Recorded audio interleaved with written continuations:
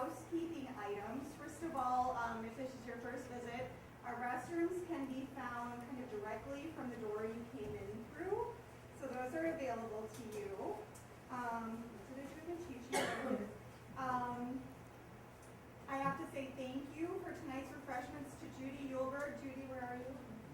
Okay, Judy, thank you. And also to Jane Considine, they provided tonight's refreshments. Feel free, if you haven't already, there's some lovely bars and cookies and some lemonade and other things. You'll notice, if you've joined us before, we're kind of a little more crammed in here than normal.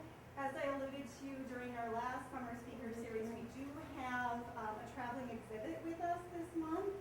So these displays that you see around you are on loan from the Washington, D.C. office of the organization that owns and manages the Agency House. And this is the National Society of the Colonial Dames of America. Kind of a mouthful, people know them as the Dames. But they're a group of women that are really pioneers in the field of historic preservation. So these are some of their stories that you'll see here. And we have a few of these left. They're on the table as you're leaving this room. This is a nice accompaniment to the display. So if any of you have a particular interest, please accept these with our compliments. Let's see, it's amazing how quickly our summer seems to be passing us by. This is our second to last speaker in our speaker series. We'll have one more in September. James Leary is coming. This will be a little bit different of a topic. He's talking about music. And he's the author of a book called Folk Songs of Another America. And so it'll be a very sensory-rich experience. He's going to be playing music and such during his presentation, so that should be fun. If you are not already on our mailing list and want to be, I promise I don't spam too often, there is a sign-up sheet that I'll put back just as you're leaving. And emails are great. I just, those of you that are on the list can vouch for, hopefully you can vouch for me not spamming. I just kind of let you know when we have events and what's going on here. So please be sure to do that. And I think that's it for housekeeping. So without further ado, I want to give a brief introduction of tonight's speaker. Her name is Mary Elise Antoine. She was born and raised in Prairie du Chien. She holds a BA from Marquette University in history and an MA from State University of New York. And I'm embarrassed, Oneonta, is that how you say it? Oneonta. Oneonta, thank you. The Cooperstown Graduate Program in History Museum Studies. She has worked for 40 years in the History Museum field, and some of the places she's worked are the New York State Division for Historic Preservation, the Wisconsin Historical Society. She's been the Curator of Collections for Villa Louis in Prairie du Chien, the Historic Sites Division Curator, and she's presently President of the Prairie du Chien Historical Society, and she's been on the board there many years. She is a well-published author. Of note is this lovely book that was just released in July, The War of 1812 in Wisconsin, and so this will be discussed tonight. We do have a few copies of this available for purchase in the bookstore, and Mary informs me she'd be happy to sign them if you'd like. Her research focuses on the material culture and the mix and confrontations of cultures in the upper Mississippi prior to Wisconsin statehood. She lives in a restored French-Canadian house in Prairie du Chien. Sounds lovely. And I found this very interesting. Her son, Matthew Antoine, is a former Olympian, and he's one of the Olympians featured in Going for Wisconsin Gold, Stories of Our State Olympians, which I assume is from the Wisconsin Historical Society Press as well. Is it available through them? Okay. Yeah. And that book is by Jesse Garcia. So Mary, welcome. Thank you.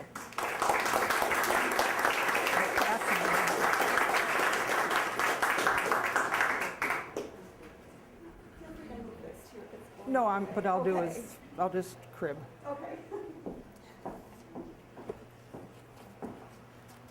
Thank you all for coming. I'll move to the other side so you guys can get some breeze. As Lisa said, I was born and raised in Prairie du Chien.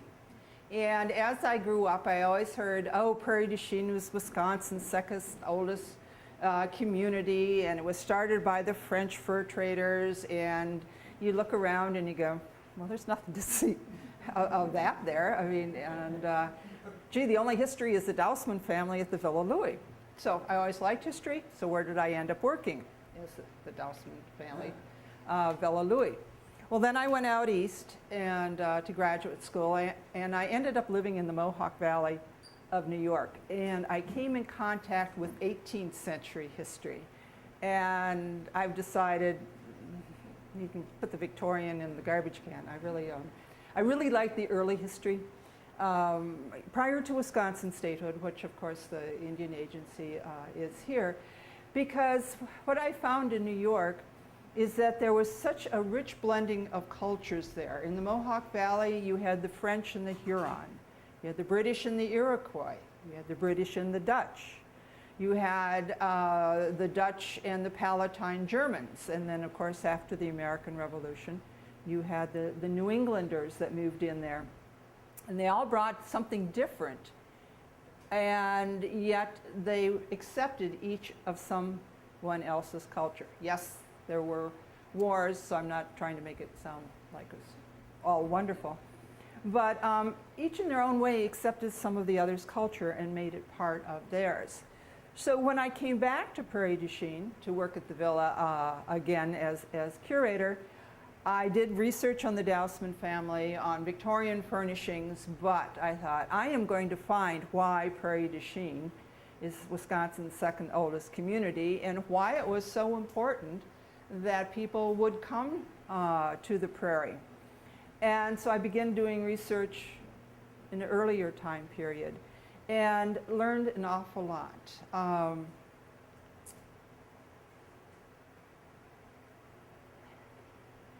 It's with the arrows, left and right. Nope. Those arrows. Yep, those arrows. There you go. Prairie du Chien is a large prairie that's just north of the confluence of the Wisconsin and Mississippi rivers. And it has attracted cultures for ages. The indigenous people lived there. This is in the center of the mound building area. And then in historic times, many other Indian nations would come and use the prairie. For a while, the Meskwaki lived on there. They had several villages. But in time, the prairie became a neutral grounds. And the tribes could meet there. They traded amongst themselves, not only with tribes of the upper Mississippi, but tribes from the lower Mississippi. And so it was always a traditional gathering place, and different Native American cultures met there. Well, over on the east part of the continent, the French had come in and settled along the St. Lawrence River, been introduced to the natives there who knew how to trap fur-bearing animals and process the pelts, and the fur trade began. And a lot of the furs came from the northern part of what's now Canada, but a lot of the furs came from the western Great Lakes, upper Mississippi Valley area. So little by little, the French start making their way westward. And in 1673, Marquette and Joliet come to the Mississippi, the first Europeans to see the upper Mississippi. And they come down the Wisconsin, but then they turn south, so they missed the prairie. But the next Frenchman who comes, Nicolas Perrot, comes down the Wisconsin, and he ends up turning north.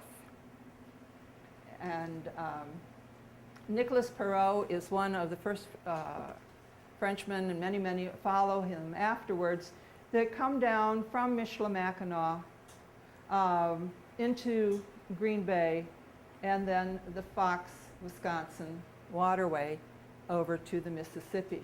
And Perrot builds Fort St. Nicholas at this end. There's Fort St. Francis Xavier at the end of Green Bay, and then other Frenchmen after him build more forts. Fort LeCueur, and all the way up and down the upper Mississippi. And the French engage in the fur trade with the native peoples that are there. And again, the prairie is used as a gathering place. Each spring, the French come to the prairie, they organize their trade goods into different packs, and then move up the river, waiting for the wintering grounds. And then come fall, they do it again. So the prairie is constantly used, and this is where the French and the natives of the upper Mississippi come in contact. Well, there are two very powerful tribes along the Fox-Wisconsin waterway. One are the Meskwaki, or the Fox, and the other are their neighbors, the Winnebago. And I end up using 19th century terms just because I work and research in the 19th century. And the French are up here in Canada, the Indians are here, the Furs are up in the Sioux and Ojibwa country, and the Fox and the Winnebago are the middlemen. They get the furs from the more western tribes and take the furs to the French. Well, the French want to get rid of the middlemen, and so what occurs are the Fox Wars, and which basically decimates the Fox or the Meskwaki, and they have to band with the Sauk to have any type of power at all. The Winnebago become a bit more pragmatic and say, okay, we'll engage in the trade that way. And so the prairie continues to be a neutral trading area. And tribes from as far away as the Missouri River, the St. Peters River, we now call it the Minnesota River, come and trade there. Well, so again, we have a blending of cultures of the French and the Indians. And there's a really good book out called The Middle Ground by Richard White. And it talks about when the French meet the native peoples of North America.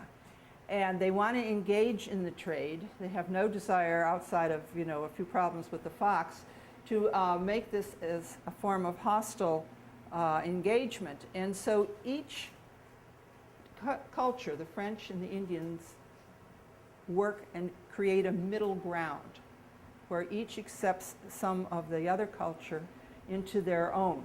The Indians use the trade goods, the French use some of the Indian skills within their livelihood. And so a middle ground is reached, and the fur trade is a partnership. The Indians are equal to the French. So the supposition is, okay, French settlement will move into the what's now Wisconsin. Well, you have the French and Indian War, and it doesn't. And the French lose almost all of their land in North America. And the British then take over the fur trade. And the British decide they're not going to do it the way the French did. They're going to do it on their own level. They're going to dictate what prices are. They're going to make the Indians come to their trading posts, and they're not going to give out presents. Gift giving is very much a part of the Indian culture, and that was something that the French adapted to. Before they began the trade, they gave presents. And the presents that they gave to the chiefs then shared with their clan, their group, their family. And when the British started, they weren't going to do this. Well, you have Pontiac's uprising, and the British learned quite quickly that if you're going to engage in the fur trade, you're going to do it the way the French did. And so the trade continues on, again, as a partnership, equal partners between the British and the Indians. Okay. During this time period then, when what's now Wisconsin is under British control, the first permanent settlements start in the area. Prairie du Chien, 3 small villages are established at Prairie du Chien. The people who settle here are French-speaking people from Canada, and also from the Illinois country, Kaskaskia, Cahokia. So you have French-speaking people there. Some of them have married Native American women. You also have British Canadians that come and settle at Prairie du Chien, and most of them are of Scots heritage. They aren't so much English as they are Scotsmen. And so in the 1770s, Prairie du Chien becomes a permanent settlement. The other permanent settlement is at the beginning of the Fox-Wisconsin waterway, at the mouth of the Fox River, and it's called L'Abbaye. And again, the people who settle at L'Abbaye are French-speaking people out of Canada, many of whom have married Native American women, and also some other English-speaking Canadians come. Not so much the Scots. The Scots seem to stay at Prairie du Chien, but you have people like John Law and his family, and Jacob Pranks. So you have two permanent settlements, and this is about the time that the battle for Prairie du Chien begins. When I first started this book, I thought, well, I'll write about the Battle of Prairie du Chien. And as I started doing research, I said, no, it's not 4 days in July. It's a battle for Prairie du Chien that goes on for many, many years. And that battle begins very much in the 1770s. And Prairie du Chien, L'Abbaye are settled 1760s, 1770s. But over on the East Coast, there's a lot of different things going on. You have these 13 colonies. They helped the British in the French and Indian War. And the French and Indian War was fought very much for Britain to gain territory up in Canada and also east or west of the Appalachian Mountains. And a lot of the colonials helped them with that. Well, with Pontiac's uprising, the British realized if you're going to stay in the fur trade, you can't let white settlement occur where the Indian peoples live, because that would be the end of the trade. And so the British created a proclamation of 1763, and they drew a line along the top of the Appalachian Mountains, and they said there's no settlement west. That's all Indian country. And the French and Indian War was very expensive, and so the British start putting taxes on these colonies, and you get the no taxation without representation, and leads to the Intolerable Acts. And then probably the straw that broke the camel's back was what was called the Quebec Act. And you have to realize that most of these colonists were white Anglo-Saxon Protestants. And up in Quebec, you had a lot of Catholics. And Britain passes a law that allows the Catholics to practice their religion freely. And this, again, is upsetting to the colonists. So the American Revolution begins. So one of the causes of the American Revolution is what's happening here, where we are. The acquisition of this land by Britain, the cost behind it, and the fact that Britain wants to keep this Indian territory. They don't want white settlement in that. And so the revolution is fought. Of course, the 13 colonies win, and they gain all of the land from the Atlantic seaboard to the Mississippi River, and they create what's called the Northwest Territory out of that, of which we are part. Okay. So this is now United States territory.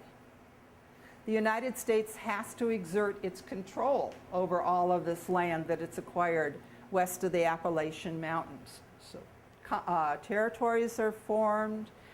Within the territories, people are given commissions. Some are appointed justices of the peace. Some are appointed officers in the militia. And now at Prairie du Chien and Le Bay, you have residents who have American appointments. This is the appointment for Nicholas Bolvin at Prairie du Chien for Justice of the Peace, and he in time becomes the United States Indian agent. So you have Americans at both of these two communities, especially at Prairie du Chien, because they consider Prairie du Chien more important. Whoever controls the prairie controls the whole upper Mississippi, the western Great Lakes, and the Fox, Wisconsin waterway. And so you have residents at Prairie du Chien that are justices of the peace and are officers in the Lute, Illinois militia. Next one. But you also have people at Prairie du Chien and Le Bay who are engaged in the fur trade, and they get their trade goods from British trading houses in Montreal. They get, when they trade the goods for the pelts, they send them back up to Montreal. So you have British at both Le Bay and Prairie du Chien that are engaged in the British fur trade. And yet it's United States territory. And the United States has a real hard time controlling the Northwest Territory because after the American Revolution, they basically disband the army. The belief is that strong armies create despots, monarchs, just fought against that, so they disband the entire army. So there's no way for the United States to enforce its control of what's now Wisconsin and Michigan especially. And the Canadians walk into that void. And in fact, they declare what's now Michigan and part of Minnesota and Wisconsin, a little bit of northern Illinois, Indian country. And they very freely engage in the fur trade there. So here in the 1770s, 1780s, 1790s, you've got both Americans and British living in both of the communities. And throughout the whole territory, you have all of the various indigenous people. And a lot of them, the Ottawa, Potawatomi, Kickapoo, Ojibwa, relate to the British port here right across from Detroit. The other ones relate very much to the British that are located at Mackinac Island and then way up in Thunder Bay. And they are constantly trading with the British. A lot of the people of European ancestry have married into the tribes.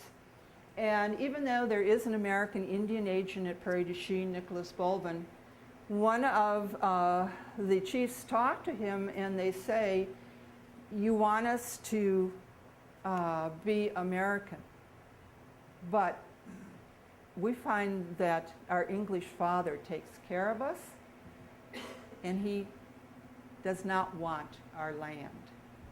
And so this is a big concern. Okay, next one. And of all of the tribes in what's now Wisconsin, this concern is the greatest to the Winnebago, who are living along the Fox River. Why we have Lake Winnebago. Okay, next one. And then they are also living along the Wisconsin River and as far south as the Rock River in Illinois, what's now Illinois. And of all of the tribes in what's now Wisconsin, the Winnebago have had the greatest contact with Americans coming from the east. And this contact occurs especially in southwestern Wisconsin. And because Tecumseh, a Shawnee chief who lives in the Ohio area, has decided that the only way that the Indian nations can be strong is if they all work together and form a confederacy. And that way, the The United States can't work with one tribe and then work with another and work with another. He says if we all are united, we will be strong. And his message resonates with the Winnebago. And they create a community. The largest town is called Prophetstown. And Winnebago moved from what's now Wisconsin to Prophetstown to be part of Tecumseh's Confederacy. And one of the reasons they do this is because of the mining area of southwestern Wisconsin, northern Illinois. That is Winnebago traditional lands. And of course, in this area are all the rich lead mines. And from the end of the American Revolution on, there's constant problems with white people from Missouri coming in and mining lead on Winnebago lands. And the Winnebago have mined that lead. In fact, they have ever used it as a trade item to engage in the fur trade. And so the Winnebago are the ones that are coming in contact most with Americans who are trying to come onto their lands. And that's why they follow Tecumseh, the Shawnee leader. Okay. Well, that all comes to a head at the Battle of Tippecanoe in 1811, when William Henry Harrison walks into Prophetstown and just literally wipes the town out, as many people as he can. And that includes some Winnebago. And the Winnebago come to the Indian agent at Prairie du Chien and say, your man, Harrison, is killing our people. So there is this conflict already long before the War of 1812. And not only is there the conflict with the Winnebago, but with other Indian nations. And there is a tremendous conflict going on between the United States and Great Britain over control of the seas, embargoes. And so the combination of British going on American ships and impressing sailors, creating embargoes or high taxation, and the fact that the British are still engaged in the fur trade with the Indians here in the Northwest Territory. In June of 1812, the United States declares war on Great Britain, and thus the beginning of the War of 1812. Take one to the next one. War starts, and the United States has a fort on Mackinac Island. And soon after the declaration of war, expedition is put together, and it's composed of people from Prairie du Chien, people from La Bay, British soldiers, and the Indian tribes of what are now Wisconsin. And they come to Mackinac Island, they attack the island and capture it. They always called it Michilimackinac. And so Mackinac Island immediately falls into British hands, and it becomes the headquarters for anything that goes on in what's now Wisconsin and Michigan during the War of 1812.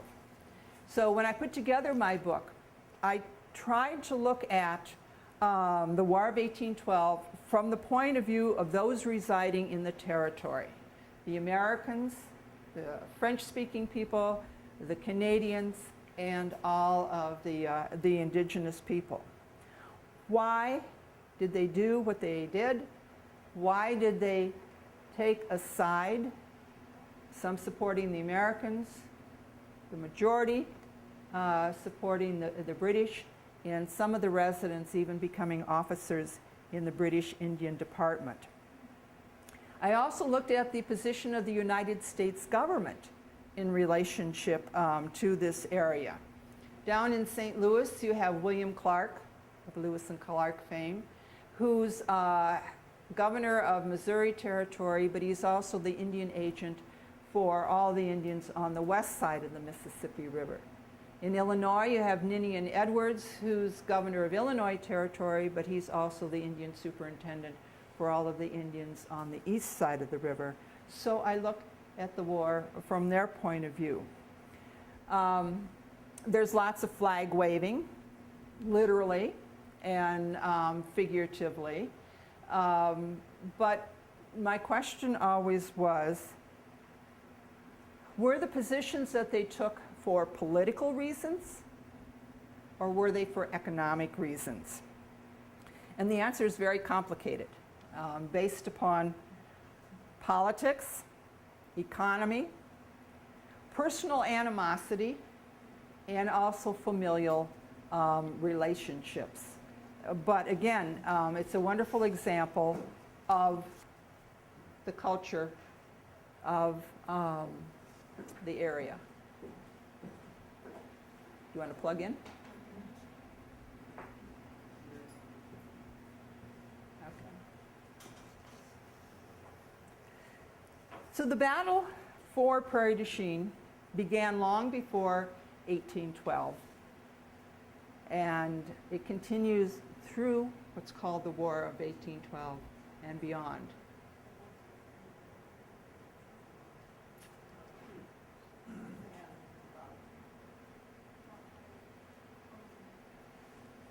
You want to plug? Yeah, they're plugged in. I'm hitting one of our outlets must not work.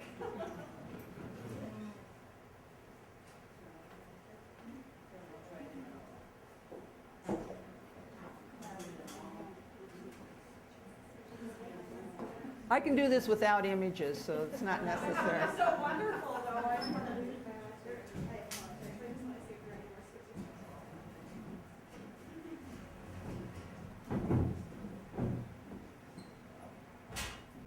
So after the British capture Mackinac Island, or Michilimackinac as they called it, really not too much happens. The fur trade continues at La Baye and at Prairie du Chien.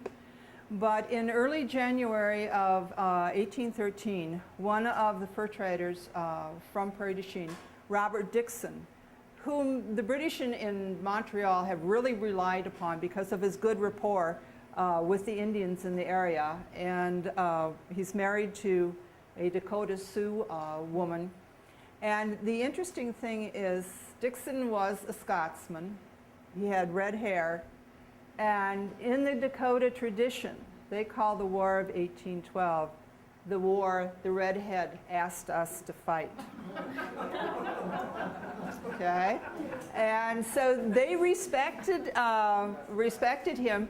And so what Robert Dixon was given, he was given a speech. He was given many British flags.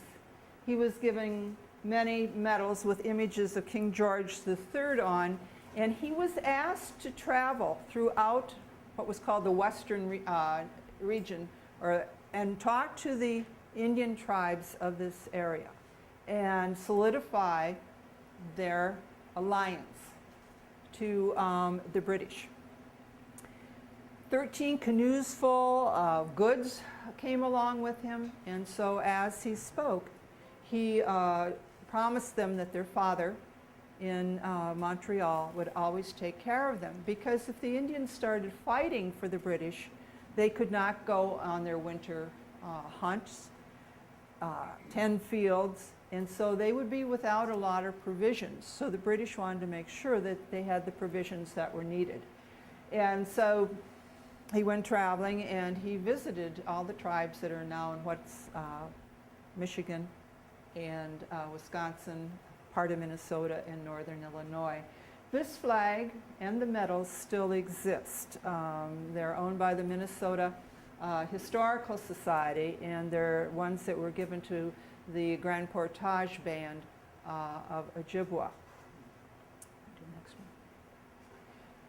The Winnebago were also given a British flag.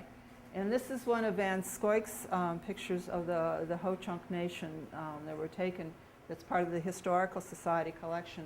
And flying over is the British flag. And I do know a member of the Thunder clan. I said, "Is this flag still in existence?" And he said, "Yes, it is. It's part of their war bundle."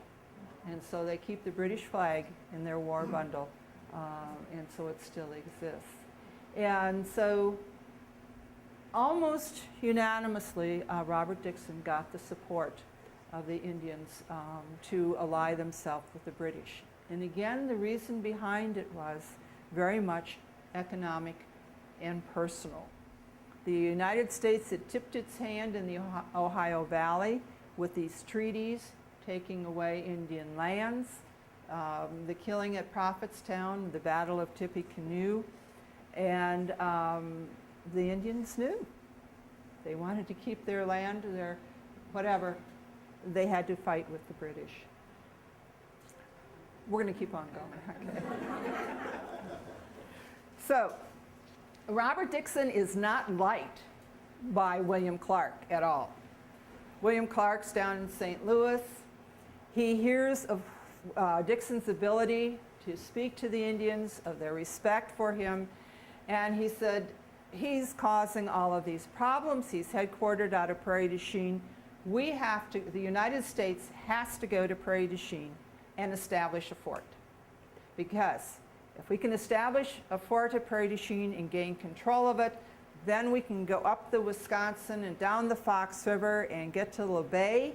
And once you have Le Bay, you can attack Mackinac Island.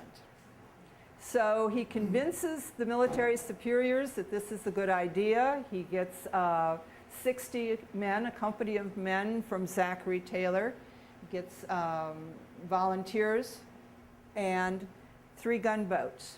And in May of 1814, starts going up the Mississippi River to Prairie du Chien.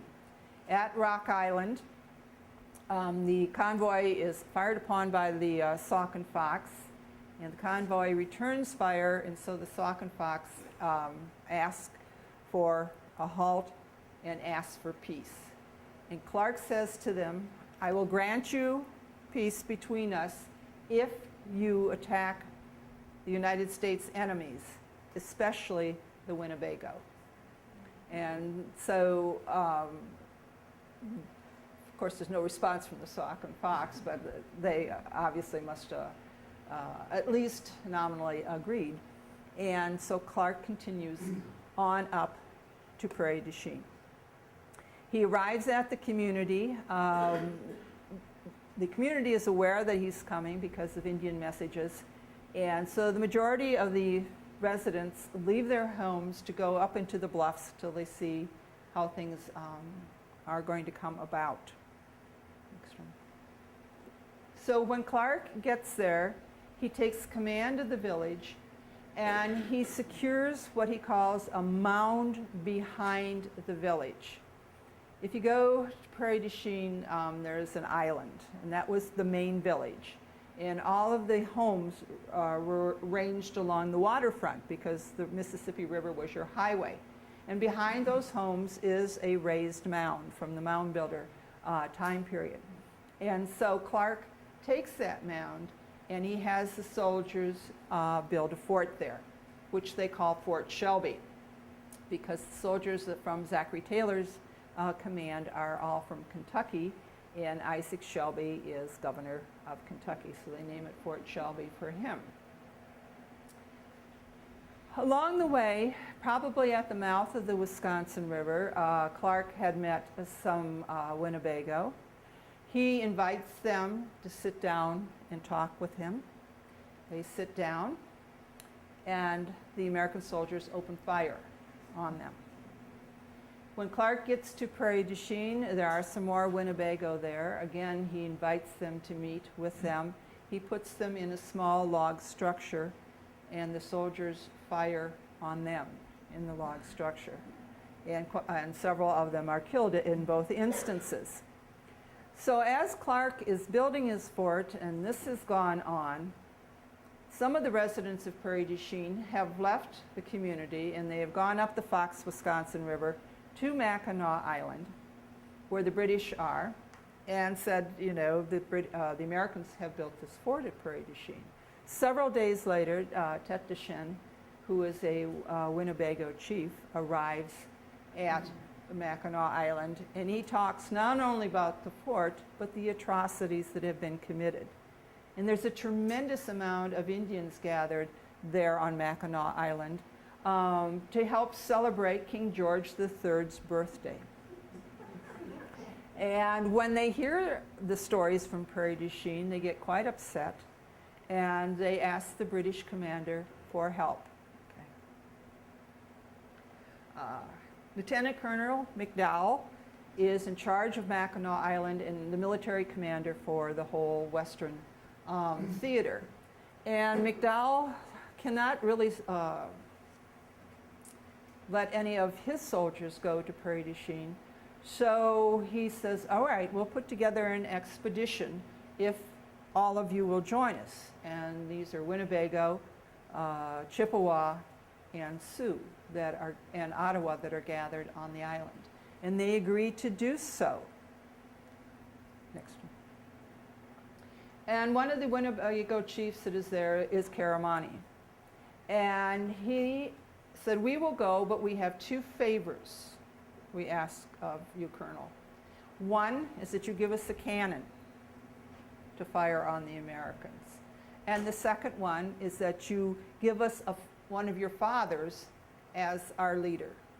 And by that he means one of the main traders, British fur traders. And McDowell agrees. He gives them a 3-pound cannon, and he appoints a leader that they're all familiar with. And this is William Mackay. And he appoints him a lieutenant colonel. So Mackay is going to lead the expedition. It's going to include a tremendous amount of Indians from the area. And he also appoints 3 other fur traders, each to put together a company. From Prairie du Chien, he appoints Thomas Anderson, who's one of the fur traders. And Thomas Anderson puts together a company mainly made of voyageurs, men who are employed in the fur trade. The other man from Prairie du Chien is Joseph Rolette. He also puts together a company made up of his employees. And then from La Baye, Pierre Grignon puts together a company of Green Bay residents, one of whom is his nephew, Augustin Grignon. So you've got 3 companies of fur traders, voyageurs. Some speak French, some speak English. They do give a few Michigan fencibles. A fencible is a volunteer, so Michigan fencibles.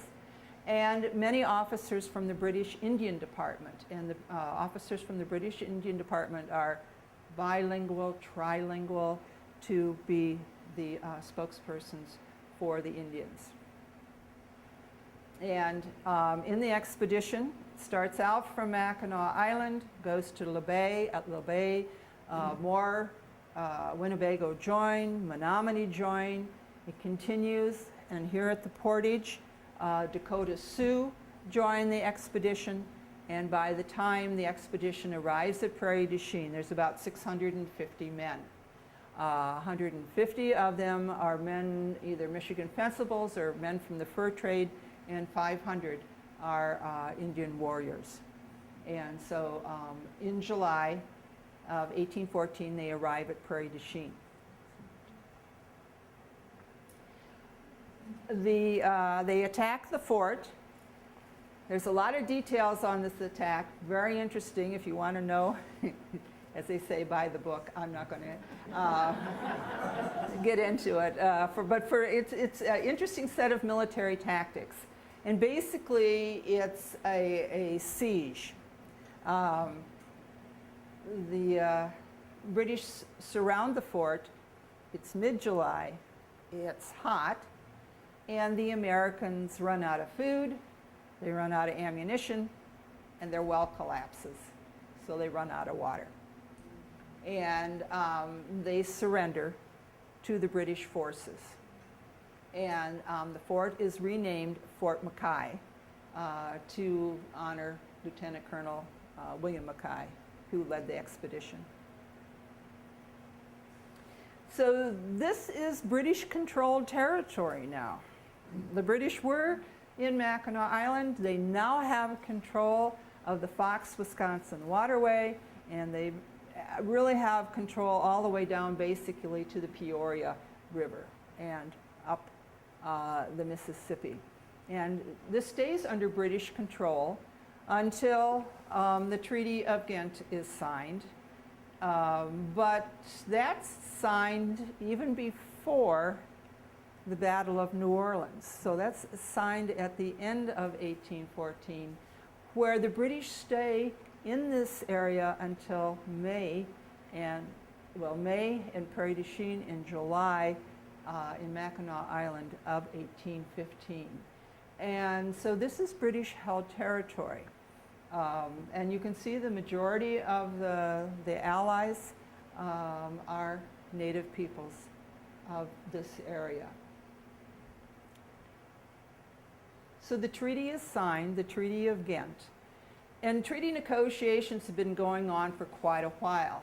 And in the original treaty proposal, the British wanted a whole section included about the native peoples, that the United States would guarantee them their lands, guarantee them their sovereignty, and the United States would not sign that treaty. So negotiations continued. Well, by the end of 1814, Britain is now engaged in fighting Napoleon again over in Europe, and they just have to end what's going on over here in North America. And so this treaty is signed. And in there is a small section about the Native Americans. And all it says is that Great Britain hopes the United States will acknowledge the Indians, their homeland, and their autonomy. And that's it. So politically, that's the end of the War of 1812. Supposedly, the United States now has control of all the lands, not only to the Mississippi River, but of course they've acquired Louisiana Purchase, so westward even further than that. But in reality, the United States still does not gain control of Prairie du Chien, the western Great Lakes, the upper Mississippi River for quite a few more years. You want to turn the next one, please? And this all comes to a head under the Winnebago chief, Redbird. Relationships between the United States and the Winnebago are not good after the War of 1812. Robert Dixon had said that the Winnebago were the most loyal of the Indian allies. And when the British left Prairie du Chien in the summer of 1815, they invited the Indians to visit them at Drummond Island, which is an island just above Mackinac Island, where the Lakes Huron and Michigan and Superior all come together. And the Winnebago do this. Each year, they come to visit the British up at Drummond Island. And the British are there to give them presents. And by this time, it's not just presents, it's things that they really need. McDowell, who was the British commander at Mackinac Island, becomes the British commander at Drummond Island. And he writes that he needs more, and he talks about one group of Winnebago, 400 Winnebago that come, and includes women and children, and they are destitute. They are without food. They are without clothing. And so the British continue to supply the Indians, not only at Drummond Island, but also at Fort Malden, which is right across from Detroit. And Black Hawk and the Sauk often visit the British at Fort Malden. So there is still a constant contact between the Indians of Wisconsin and the British. And it finally comes to a head in 1827 with the Winnebago Uprising.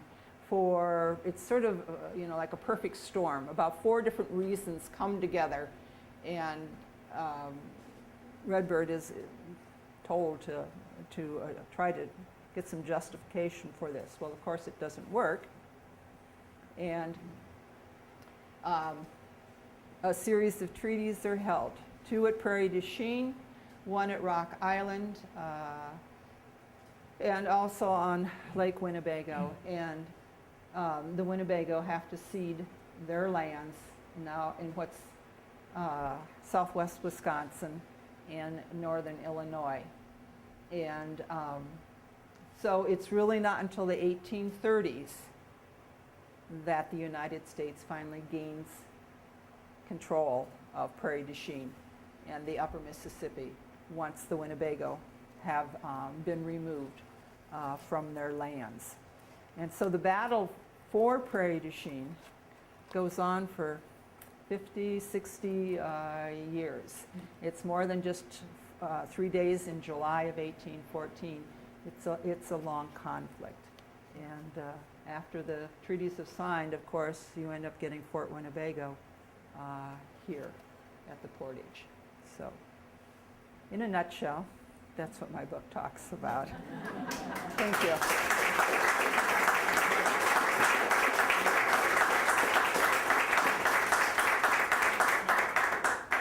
Any questions? Yes. You were saying about Fort Meade or whatever. Yeah. So we know it as Fort Crawford. So when was that? Fort Crawford after or? Right. The Americans with William Clark build Fort Shelby in 1814. The British capture it. They rename it Fort Mackay. It's spelled K-A-Y, but I've been told by a Scots person that you call it Mackay, you don't call it Mackay. And so they rename it Fort Mackay, and then when the British leave, they burn it. So then in 1816, the United States creates a series of fortifications. Fort Howard at Green Bay, Fort Armstrong down in Rock Island, Fort Crawford at Prairie du Chien, and Fort Snelling up at, well, basically St. Paul now. And so when they come to Prairie du Chien to build Fort Crawford, they select the same site as Fort Shelby, Fort Mackay. And the Villa Louis now stands on that site. Yes? Is there, after the battle, 1814, is there a lot of tension between the residents of Prairie du Chien? There's a contingent that sided with the Americans and a contingent that sided with the British? What's sort of interesting is that the French never write about themselves. So we have to take all the information that we get from English-speaking writers, be they American or Canadian. But as far as I've been able to determine, the residents sort of accept the situation. Their only complaints is that they are farmers and their food is drawn from an awful lot through the winter. It's a long, hard winter. And as far as we know, there's only one resident who speaks out against it, and he continues to speak out after the whole battle. But outside of that, no, and some of the residents were hired to go hunting, to find provisions for the troops in the fort too. So, yes. How did the Winnebago get removed from the land? It was done by the soldiers at Fort Crawford. They were literally rounded up and brought together at Prairie du Chien, and they are transported across the Mississippi River to what's called the neutral ground, which is basically where the Yellow River is now. Do you know where Effigy Mounds is? That area. So it's in part of northern Iowa and southern Illinois. And this was supposed to be neutral ground between the Sauk and the Fox and the Dakota, who hated each other. So, you put the Winnebago in the middle as the buffer. Well, it's American logic, military logic, I don't know. So yes, they are literally transported by the soldiers across the river. Well, the neutral ground then becomes desirable. So they are then transported farther westward to Fort Atkinson. That land becomes desirable. They're transported farther westward into Minnesota. That land becomes desirable, and they are finally removed to Nebraska.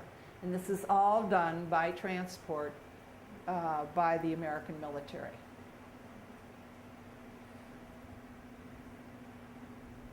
Yes? I just think it'd be really interesting to imagine what might have happened if the war had turned out opposite. It would be very interesting. Yes. The British had won. Yeah. Yeah. I mean, the War of 1812 is part of an international war, because the same time that the British are fighting here, They're fighting Napoleon. They're fighting down in the Caribbean.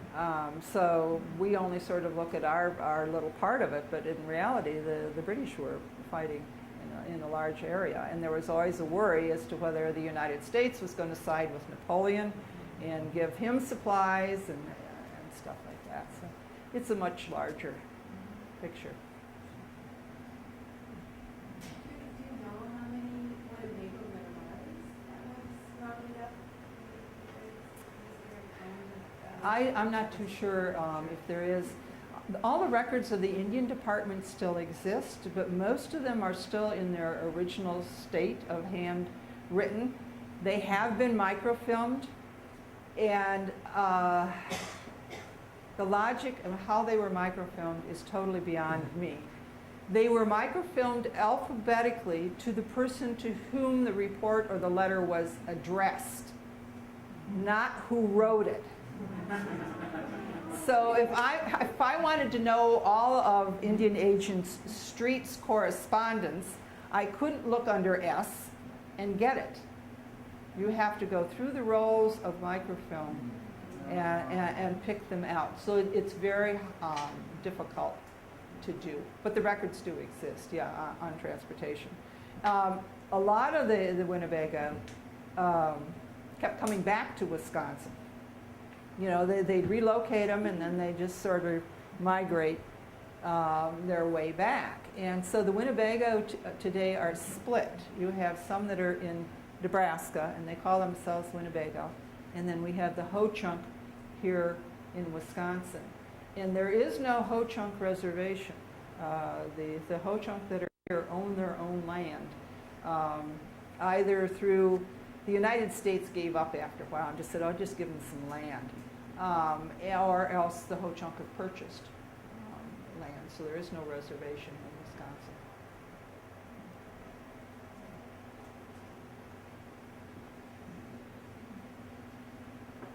Okay. Any other questions? Thank you very much, Mary. Thank you.